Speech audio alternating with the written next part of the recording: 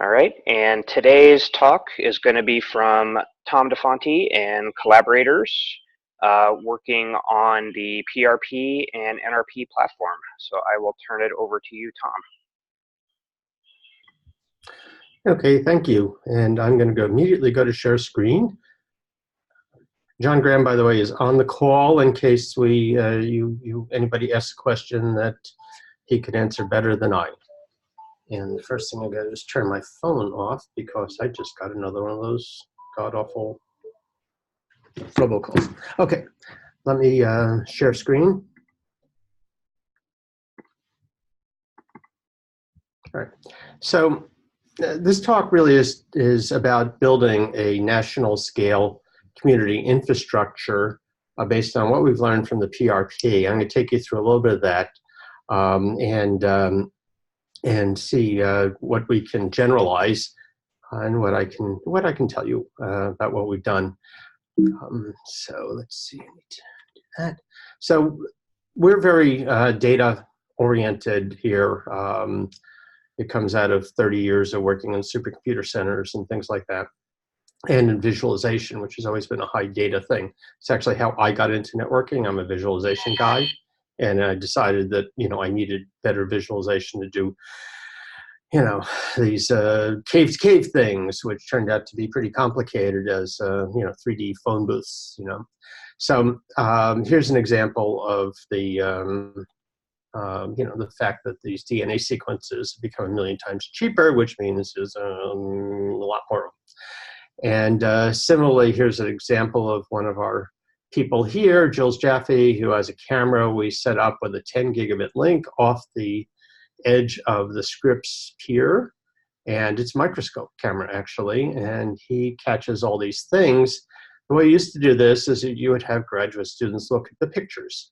But once you get to 1 billion pictures, there aren't enough graduate students anymore. So he uses AI techniques, machine learning techniques, to pick out the interesting ones, because most of it's not interesting. He wants to see the ones that he hasn't seen before. So there's a real application of this. I'm going to talk more about applications as we get through this, because it is a big deal about what we do. It really gives us a proof in a very idiosyncratic, domain-oriented way. So here's another one, the HP-REN. We've been doing this with NSF for, says 15 years. It feels like longer. Hans Werner Braun, who most of you know or have heard of, has been the PI of this. And the idea there is to link all of these towers that were originally put in to give internet to Indian tribes, among other things. We're in the valleys, not on the mountaintops. And but then they started putting cameras on them to catch wildfires. And this is now getting very sophisticated in terms of the networking. And people are using AI techniques here too. In this case, they're bringing it back to the mothership at San Diego State University to figure out the percentages of how likely that is smoke. And you can see it figures that out. We're now putting these things, we'll talk about this in a while, but we're putting the intelligence right on the cameras so it doesn't have to use all this bandwidth, or better, that you can get 300 frames a second instead of 1 frame a second. And this HP-REN thing has really taken off. The problem we had historically was whenever there was a fire, there would be this peak of people hitting the server and it would melt. And we tried several different ways of dealing with that, and with some success. But it's gotten to be something more and more important when you're getting 1 million hits and a big fire. So we've been working on that, and also creating data redundancy and disaster recovery of disaster data, and high availability is where we're going, and we're using Kubernetes to achieve this. This is a whole talk of itself, of course. So once these wildfires are spotted, all sorts of things start to get combined, and the weather forecast and meteorological stuff goes to the supercomputer center. There's a workflow that Ilkay has done here. The landscape data and layers is all put in. There's real-time stuff from the satellites and drones and helicopters feeds into it. And then there's a simulator that's kicked off to see where the fire is going to go, and you wind up with a map, and that gets out to the firefighters. They don't publish this for people because they don't want people making, the firefighters want to be in the decision loop, not to and interpret this for people for a variety of reasons. Now, rolling back almost a decade, ScienceDMZ was coined by ESnet and was the basis of what we want to do with PRP. And the inspiration there was that NSF had made all these cyber infrastructure program awards, and they would build DMZs on campus, all these campuses, but there wasn't a way of a real way of linking them together. ESnet showed how they did it in their domain between a bunch of sites, and we wanted to scale that. And so that was the plan. And from the beginning, I said, if this doesn't work, we're going to blame ESnet. And but fortunately, it worked. So we get to credit ESnet for all of the basic work. So we got a $6 million grant, basically, out of the DIBS program. And remember, the D in DIBS is data. And so we're in the fourth year of this now. And we started out with, it was specifically scoped to be kind of California scale. And the reason we did that is because it would have started out too big, and there wasn't enough money. But the thing that's critical to this effort that we put as we were writing the proposal was we actually got letters of commitment from 50 researchers on 15 campuses and 32 CIOs. And that was really important because the researchers report, to vice chancellors for research or whatever. And the CIOs, they don't report to the CIOs, and the CIOs don't report to them. So we had to get them both on the same page, and that actually made it work because we could actually get all of these people, get the runways cleared, so that we could get the networking engineers in the organizations to actually talk to the researchers pretty much via us, but that was the plan. That's worked. So I have a bunch of too much information for PowerPoint award-winning slides here, which means you can't read them, but this is what the Pacific Research Platform looks like. And Jason, could you tell me if you can hear me? I just want to make sure I'm not talking. Yep, you are still active. Thank you. Okay, so anyway, this is the scope of the Pacific Research Platform. We can you can get this stuff on our website. So we had two phases to the PRP. The first one, the first 2 years, was to create a scalable network design to optimize data transfer. And so we decided to go layer 3 and measure the data transfer on it. This required testing, debugging, and measuring largely this new 100 gigabit per second CENIC HPR network. And then we applied it to a bunch of multi-domain science data. We were able to get rates of 9.7 out of 10 and 37 out of 40 gigabits per second in bursts and streams with grid FTP. And we wanted to use grid FTP because we wanted to measure disk to disk. And we did it 4 times a day until we got these 24 DMZ endpoints debugged and tuned. We were able to deliver full bandwidth utilization with essentially no TCP backoff on a best efforts network. That was our goal, and we achieved that goal. In order to do that, we built several DTNs, which we optimized by using flash disks to be able to deal with the 9.7 out of 10 and 37 out of 40 gig. In other words, disk to disk, they had to be able to take in the information fast enough. And we also built some 100 gig ones and got pretty good transfer rates on those too. And we also built a lot of these 1 gigabit FIONets that we gave away in training sessions. And so our engineers who came to our training sessions would go home with their own probe device that they could stick in and around campuses and so on, and they were all trained up on how to do mad dashes locally and all that kind of stuff. So that's been a very successful thing. Unfortunately, those boxes aren't available anymore. So if we ever do this again, we're going to figure out next box. So we started out in 2016 with a lot of things, a few things working, most things not. And then, a year and a half later, we had things looking pretty green, and you'll see most of the yellows coming from Amsterdam.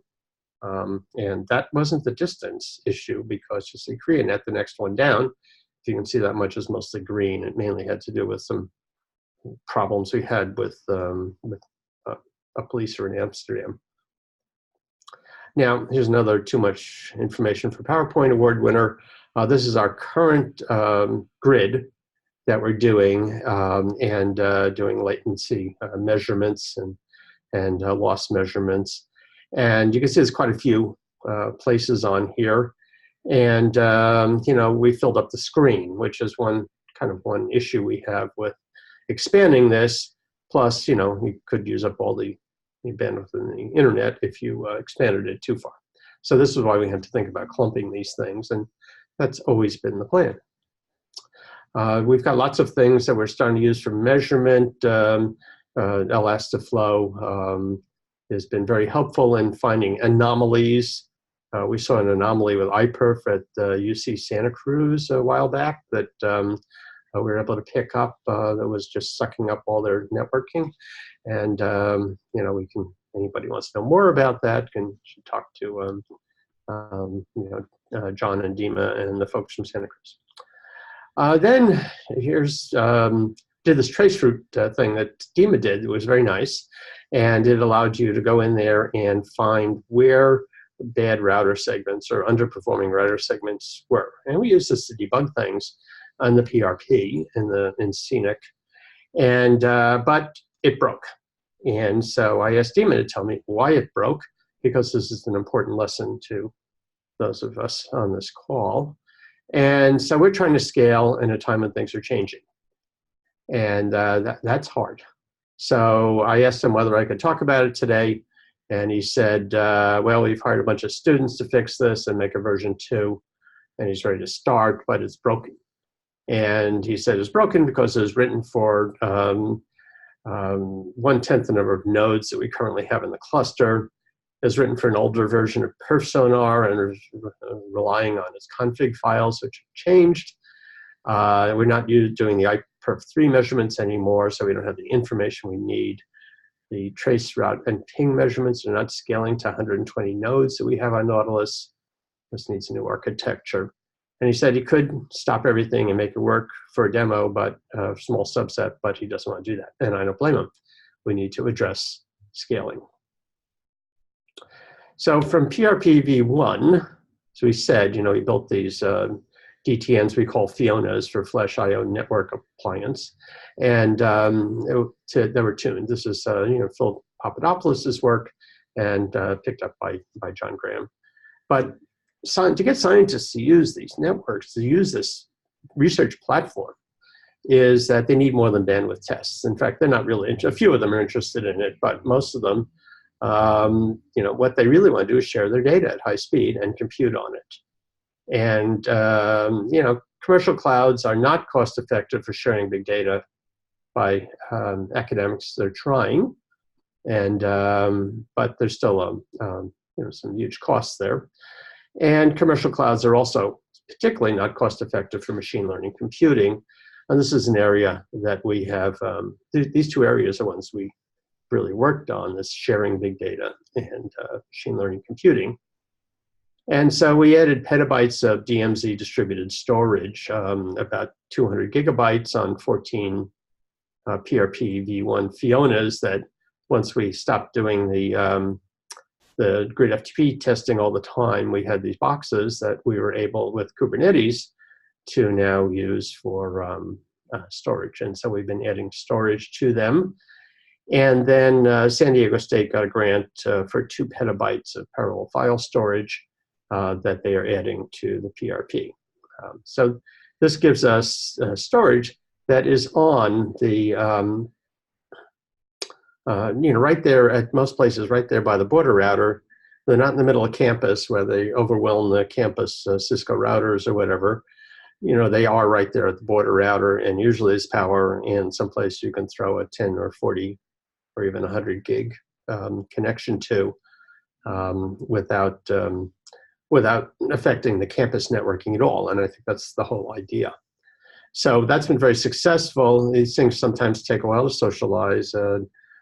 Some places we drive up there and we plug it in and everybody's happy. In other places, it takes 3 to 9 months to get through the, finding a place to plug them in and the power and the permissions and everything else.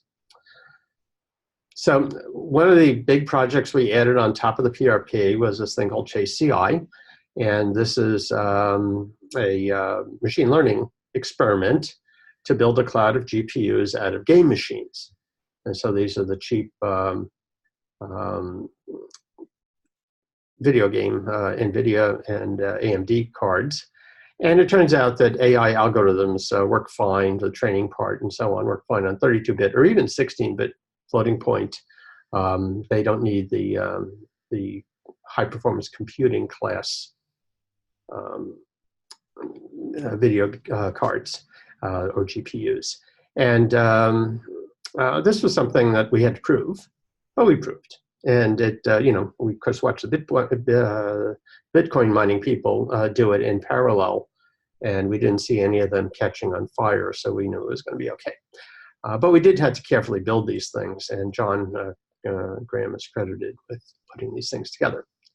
And this is what the 2U versions of them look like. And again, we've got people putting those mostly in ScienceDMZs, in network, in network facilities. They, at the moment, we can't get the 2U ones anymore. They're not being produced enough for us to be able to recommend them to other people, and we've gone back to 4U boxes. But in any event, they've got the new NVIDIA cards. And depending on how many cores, CPU cores, and how much RAM you want to put in them, you can go between, say, $20,000 and $30,000. How much, disk, how much NVMe, and so on. We found that 10 gig is enough for these guys. 1 gig is not enough. 10 gig is fine, and more, of course, is fine. So these are proven to be very cost-effective for academic machine learning and data sharing. We've got a few data points. Is that data science researchers need these things. And one UC spends $40,000 in cloud computing per published grad student paper. Another one spends $20,000 per undergraduate machine learning access, just one course. And so we've learned from that. And instead, we've asked people to add to our Nautilus hypercluster, which I'll explain a little bit in a minute, or clone it, and federate it. And our campus alone has been buying these things, and EC departments bought 4, and physics departments bought 6, and computer science bought a bunch, and they're going to buy a bunch more. Our instructional IT people now has actually 13 of these FIONA 8s to support a lot of students. And at the very end of these slides, I actually have some slides about that, but I didn't want to have that in here. It's a big deal. Everybody's doing these data science curricula, and data science is an experimental science. And so the students need a lot of GPU access. And then we're recommending these things to other campuses, and that's been very popular. We spend a lot of time helping other campuses with builds at work. The storage on Nautilus FIONAs is very, very cheap. It comes out, assuming they last 4 years, it's about $10 a terabyte a year to add them to an existing Nautilus. That's a of course, I'm cooking the books on that, because it's kind of, you have to have the existing Nautilus, you have to have the network connection, you have to have the people who want to care about it, you got to have the power, you've got to have if you need them, lawyers, and this is not what other people have to do in the real world when they're giving you storage for $100 or 10 times more. But, we pay for all this stuff through our overhead. So I just decided, let's see how much we can take advantage of it. It's not archival storage, it's really storage just for sharing. It can turn into archival storage with the high availability, but for this $10 a terabyte a year, it's not. Alex Feltis, who is a scientist who works in agricultural genomics, I believe, is one of our colleagues, and he just told us the other day he can't wait to add a node to the Nautilus compute fabric. And he's at Clemson. So let me go through a little bit about why we adopted Kubernetes. So a year and a half ago, when that Spectre bug came out and we had to shut everything down, we decided we're going to do something. It's a good time to do something new and something that will allow us to update things more quickly. Not that particular case, but other things. And Kubernetes was just getting kind of exponentiating. And it's a way of stitching together a bunch of heterogeneous machines into a big computer. And Google, of course, uses it for everything. But so do now 54% of the Fortune 500 companies. That's a big deal. And so we're not all alone here. Why did we do it? Well, we were able to couple all these FIONAs and FIONA 8s, the ones with the GPUs in them, to the Nautilus hypercluster. And the pods encapsulate application containers, storage resources, and execution options. Now, one of the things we did in our original PRP grant was that we said that we were going to create cooperative research groups. This was an idea out of Leon Goemans and Kees de Lot in Amsterdam that would allow policy-based scheduling and other kinds of things, so that research groups would only have to know about themselves and not other people. So people in certain domains care about their colleagues, but really don't care about the other domains. And we said we would do this. We didn't know how we were going to do it, but we said we would do it. It turns out that Kubernetes use of namespaces makes that straightforward, is effectively the idea of it.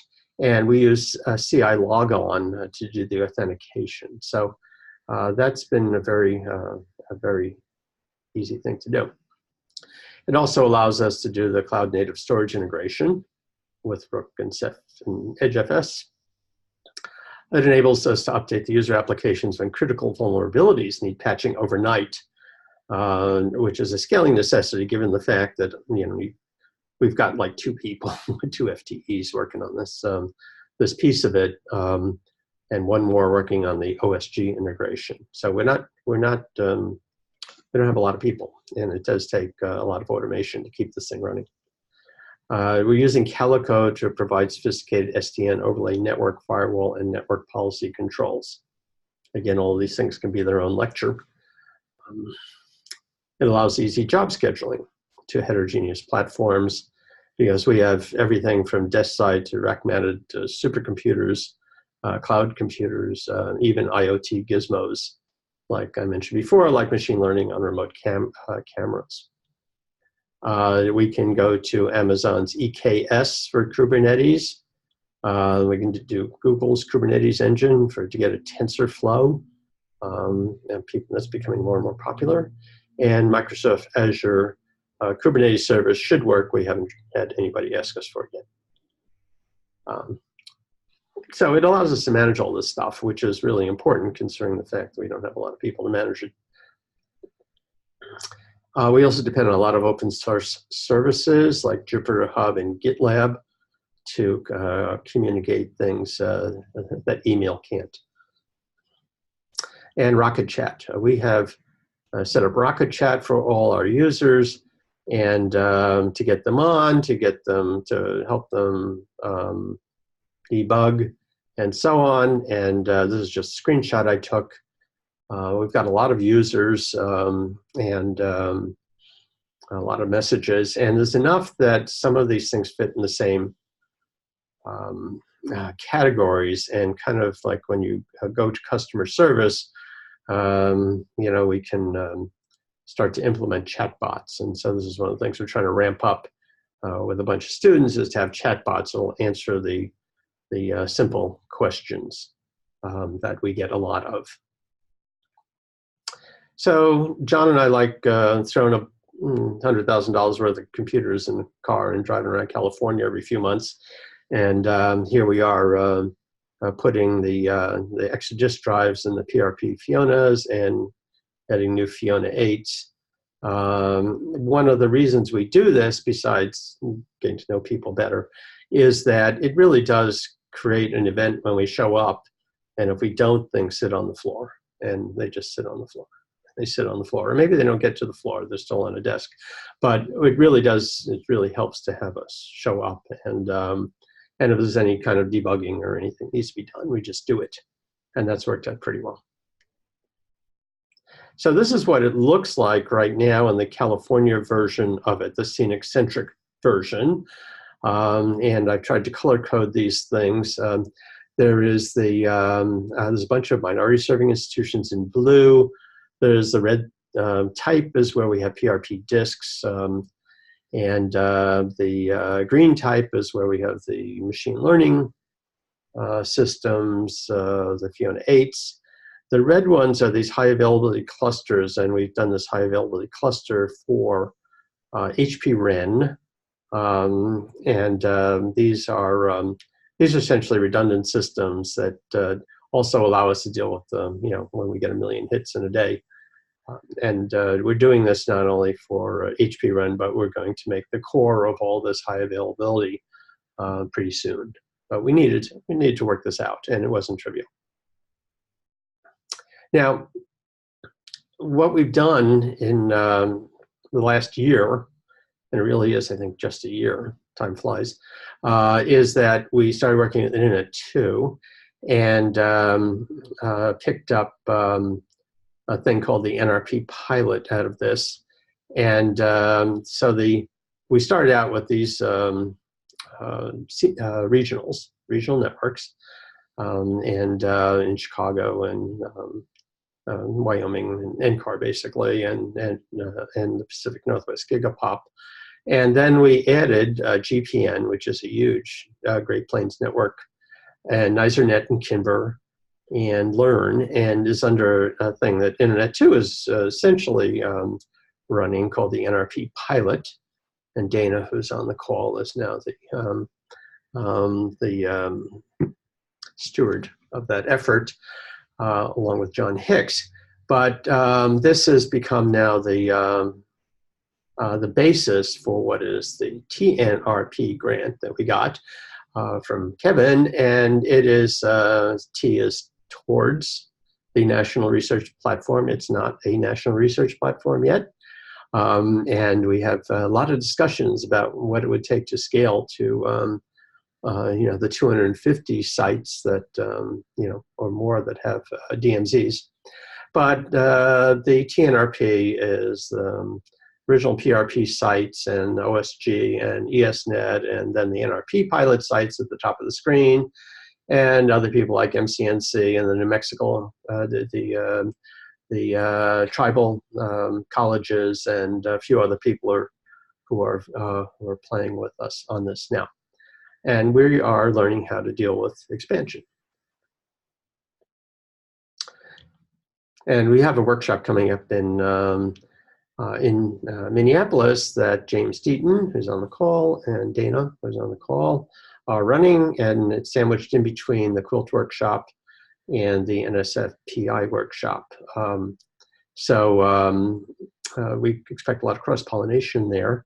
And there's the third one. We've had two, or technically three before this. There was a 0 NRP workshop originally. Now, we've also gone international, and we started with UVA in Amsterdam and quickly picked up Korea. The reason to do this, besides the fact that I'm personally interested, I've been working with the IRNC for decades, literally, was that we wanted to show that this technique of, we adopted from ESnet actually worked on international distances. And you can't get too much further from here than Korea, except maybe Singapore and Australia. And so we wanted to make sure it all worked. And as a matter of fact, it does. The distance is not the barrier to this above 5 gigabit per second disk-to-disk performance. The barrier is having nice clean networks and having FIONAs or DTNs at the receiving site that can catch stuff as fast as you throw it at it, or you gate it to what it can catch. But you have to have no TCP backoff is the trick. So that works. We are having a global research platform workshop here at UCSD on September 17th and 18th. And any of you who are interested, there's people, of course, from these research platforms that are formed around the world are coming to that. And if you want to come, there's the announcements are going out, and you're certainly welcome. It's be a great group of people. It's kind of a spin-off of Glyph.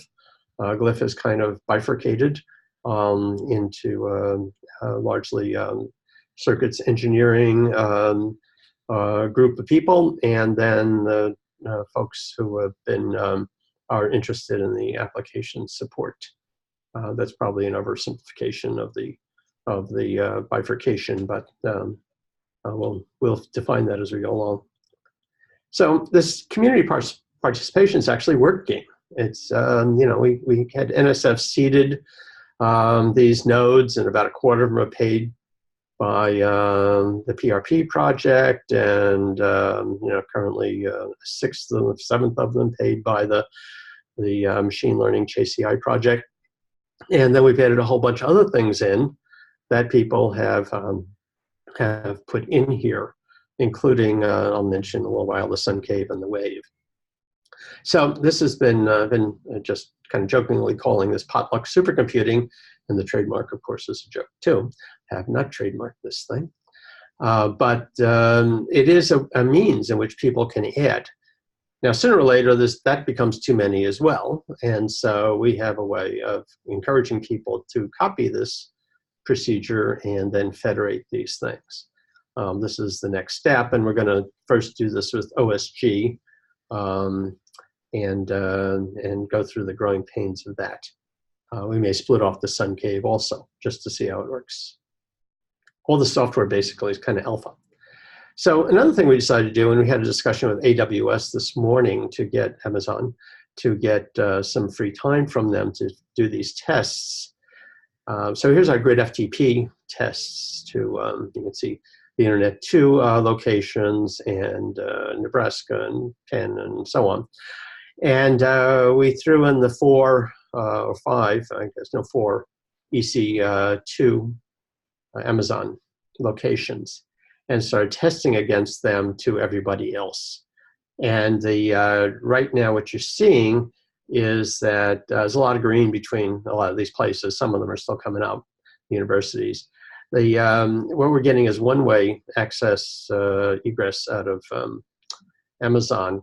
And it is, so the pinkish color there means it's between 1 and 5 gigabits. Green means it's over 5 gigabits.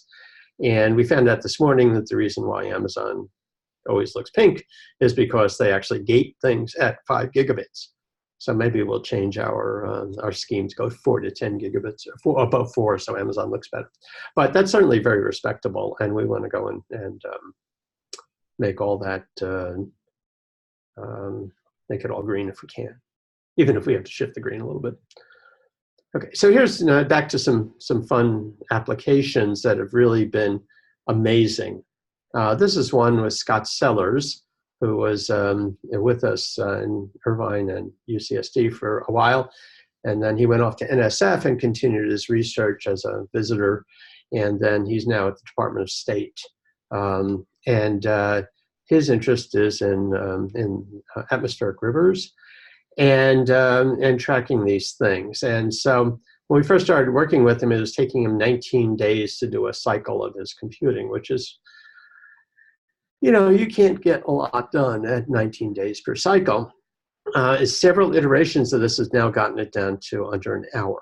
So this means you can do it. It took 19 days to do while he goes out to lunch. And that's been a real good speed up. And it really has to do with getting the data in the right place, getting it out of a really slow server, and then speeding up the calculations on it. Chris Paolini from San Diego State, the guy with the 2 petabytes of GFS storage, also started to work on trying to get MPI to work on all these locations. And this is you have to talk to Chris about the details here, but it is possible, and he should tell you how well it's working. But it's certainly an adventurous thing. Chris is a very adventurous person, and he's doing things in so many dimensions. It's just a pleasure trying to even keep up with them. So in 2017, part of our PRP promises was to connect the Sun Cave and UC Merced Wave walk-in VR systems so we could share VR experiences and share the rather large data sets that these 500 megapixel images involve, and the movies that can be done also. And but in 2018, we added the 90 game GPUs. These are all run by NVIDIA game GPUs to PRP and started using them in OSG for machine learning and other computations. I'll talk a little bit more about that. But these were earlier NSF, MRI awards, basically, and Merced campus funds that we use to essentially run things when nobody's looking at them, literally. So IceCube came along, and this are people who use OSG resources. And it turns out that they do computations that work well within the 32-bit floating point. It's not machine learning, but it is 32-bit computation. And they've been using a lot of our GPUs in background mode for about 2 months now, 2.5 months. And in a commercial cloud at $1 an hour, it costs them $2,800 a day, $20,000 a week. If they did off-hour stuff, it could maybe be a quarter of that, but that's still a lot of money. And one of these 8 GPU FIONA 8s costs $20,000 to buy. So there's a real reason to consider on-prem resources, or in their case, running background on other people's resources. And so this is the basis of this multi-messenger astrophysics work that Frank Werthwein could certainly explain to you. I know he gave a talk a few weeks ago, so perhaps he went over this. But we are measuring and monitoring this stuff out the wazoo. And so here is an example. If you look near the bottom left of the screen, Larry Smarr wanted to use the systems for a demo of some VIPs. And so the software now allows, when you kick off the demos in the Sun Cave on the 70 GPUs, the IceCube pods are stopped, and they all checkpoint, so they're fine, they don't lose anything. And then as soon as the demo is over, they came right back, and that's pretty amazing. And I don't know if you can see my little pointer here, but that was they came right back.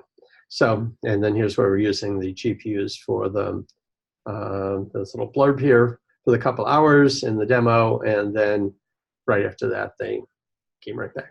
So that was really good, because that means that we don't need a lot of people administering this. It just works. So here's an example right now, and we're doing this with IceCube because it's a good thing, but we're also trying to learn how hard we can push these things. And OSG is using our GPUs. We have a LIGO project started up which will use the CPUs. All the other projects that we're using the GPUs are machine learning ones for the data scientists, and you can look at this stuff at any point. But you can see there's the namespaces that we have, and that you can see, like Guru Research uses a lot of the GPUs. It's 21 GPUs, and they're using 88% utilization according to the thing on the right. So there's an awful lot of data that we learn from, including user behavior. So here's our the storage I told you about. That's right now has 1.7 petabytes without the BGFS storage. And as you scroll down this screen, you find there's lots and lots and lots of stuff that you can look at.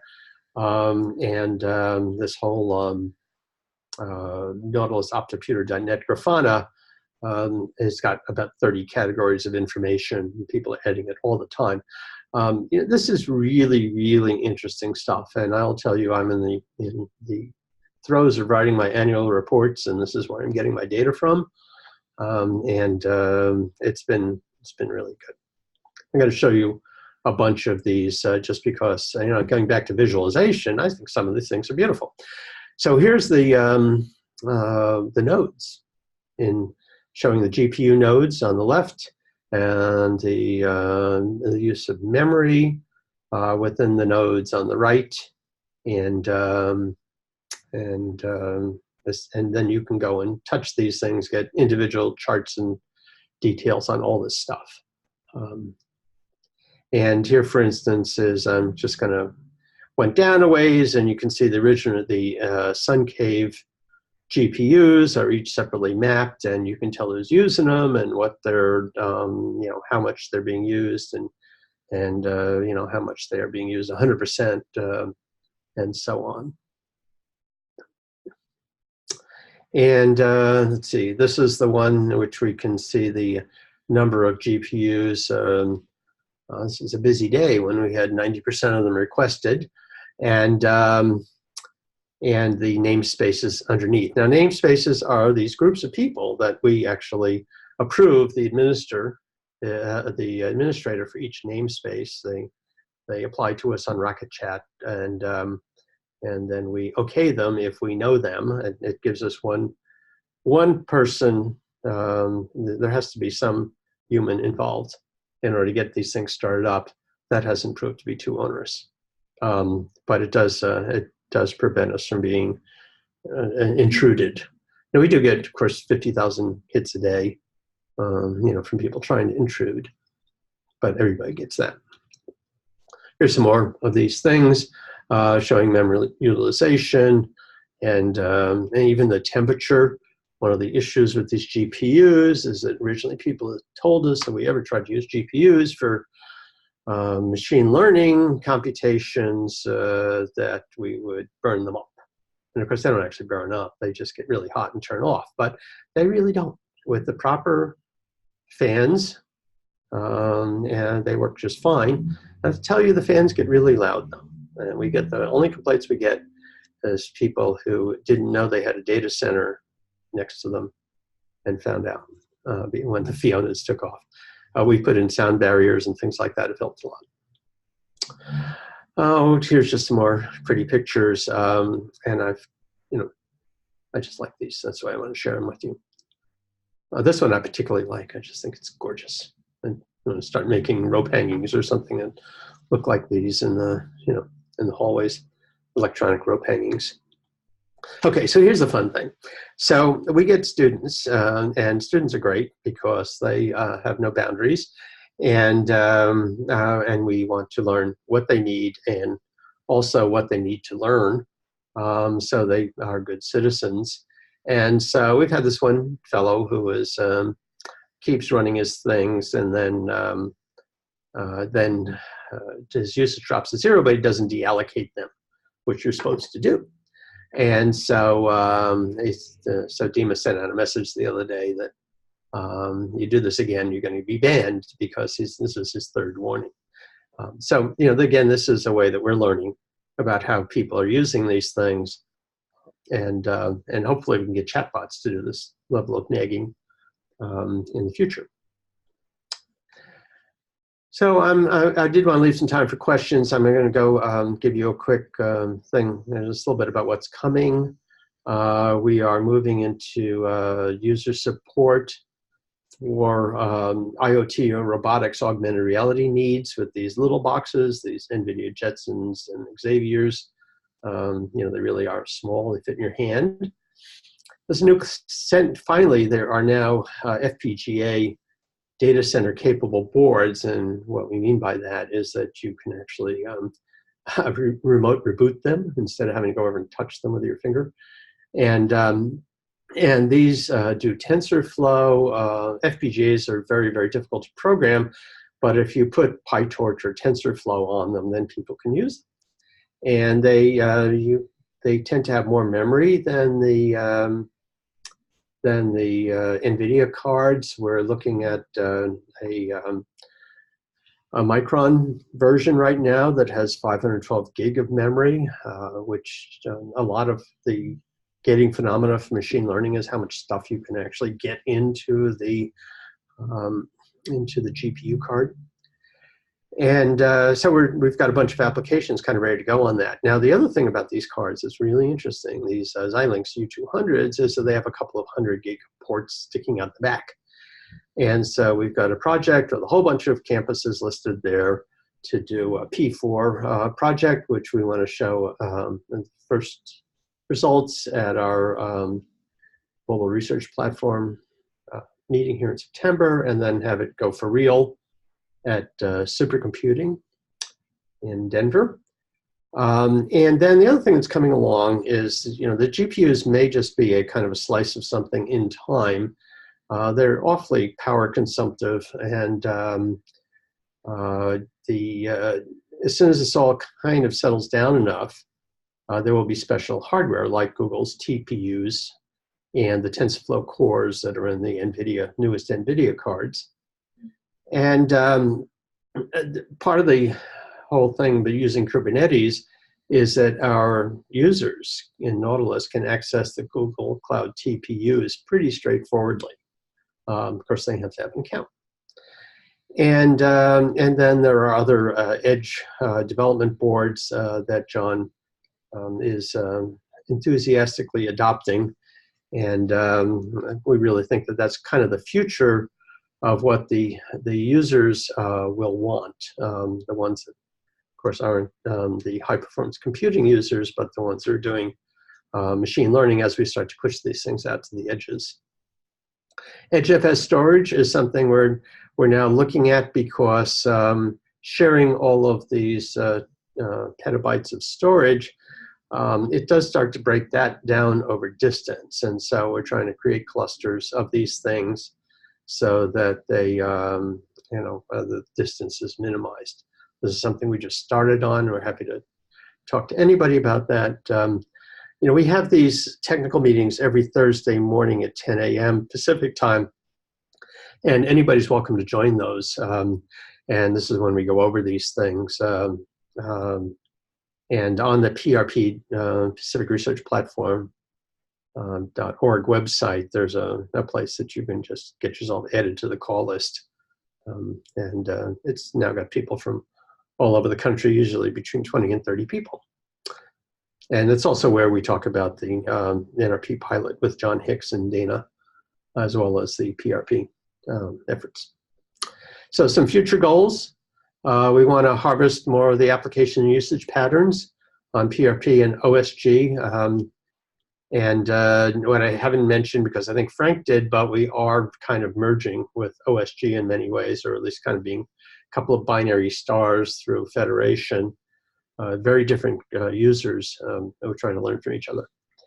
We're increasing the diversity in our garden of architectures, which is what the last slide was about.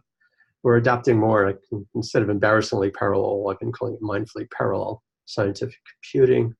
And getting some archival storage for these PRP data sets that people can share without paying to share.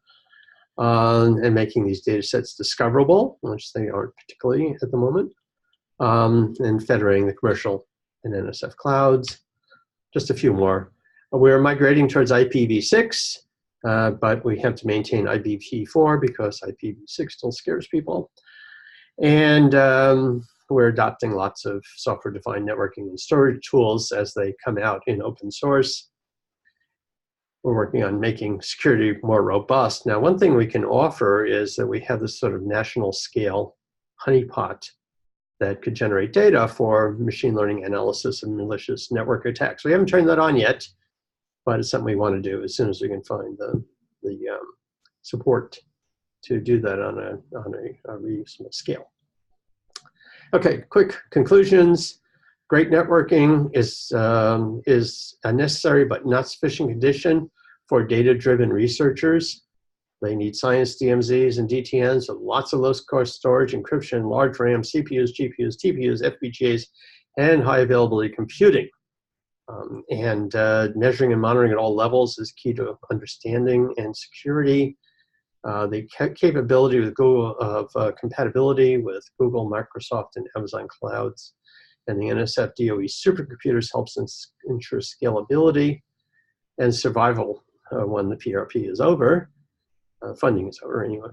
And the convergence to the open science grid is actually happening, and we're working a slate to merge our goals.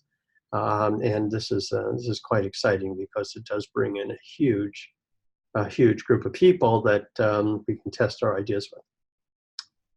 And this is the mandatory thank you NSF and everybody else slide. I also want to thank Indiana University's EPOC because we are also working with them and discovering what each other can offer to the nation. So with that, I turn it back to Jason. All right, well, thank you, Tom. Certainly a lot of good stuff, and I jotted down a couple questions, but I will ask people to either type in, or if you know you're in a quiet area and you want to physically ask your question, you can unmute yourself to do so. The first question has already come in from Kevin. Tom, do you measure per flow network performance of the data flows associated with these compute jobs? Say, for example, IceCube data from Madison, I'm guessing, to compute over at your UCSD Nautilus-enabled GPU pool. If not, any thought on trying to instrument TCP, if possible, on Nautilus via something like TCP info? I'm going to punt that one over to John. John, are you still on? I am. Okay. So we have SFlow running on all nodes as a daemon set, and it's aggregated into Elasticsearch and the Elastaflow. So we can visualize the flows themselves, and we can also dig down into that to get the TCP errors and info that people look for. We also have namespace and performance for namespace for disk, CPU, GPU, temperatures of the systems they're running on, but they're not currently correlated. There's at least 1,000 years of research to do on the data that we have available that we're gathering. Man years, that is. So we need more students. But yes, we have lots of instrumentation. It's just correlation and visualization is what needs to be done now. Okay.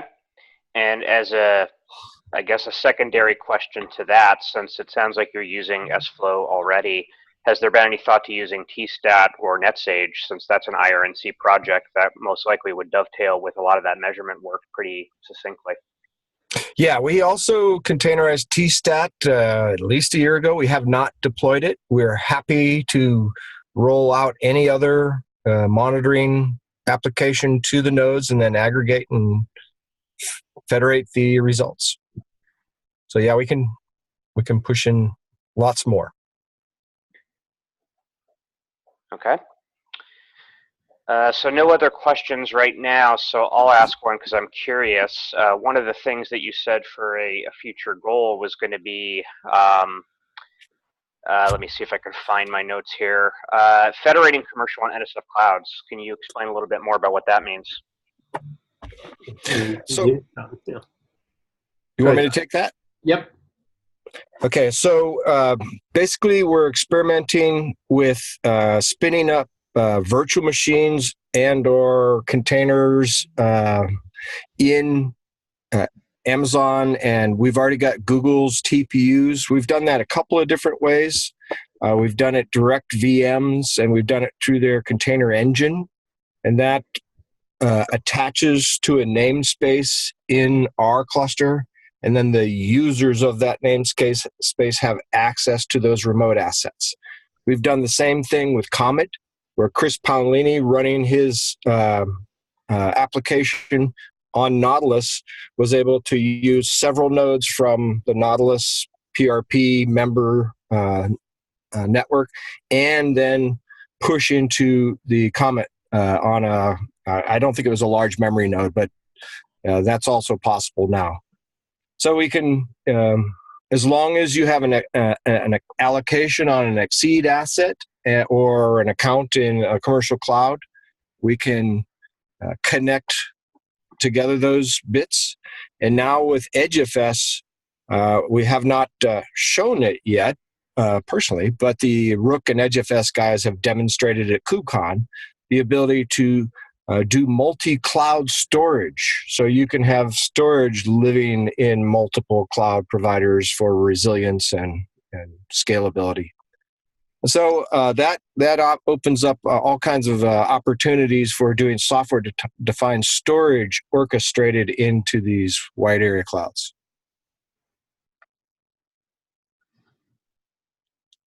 All right, thank you. So I'll say one more time, thanks again, guys. It does not look like we have any other questions. So I will get this recording posted. Tom, if you want to send me your slides, I'll make sure that they get posted as well.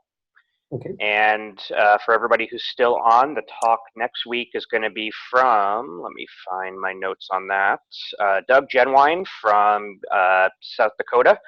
And he is going to be talking about the Campus Champions program. So I hope everybody has a good holiday weekend, and we'll talk to everybody soon. Thank you, Jason, one last question. If you guys are ready to receive our SFlow and TStat, let's make that happen. I'll send an email to the NetSage team right now. Perfect. All right. Have a good weekend, everybody. Bye-bye. Bye Thanks. all.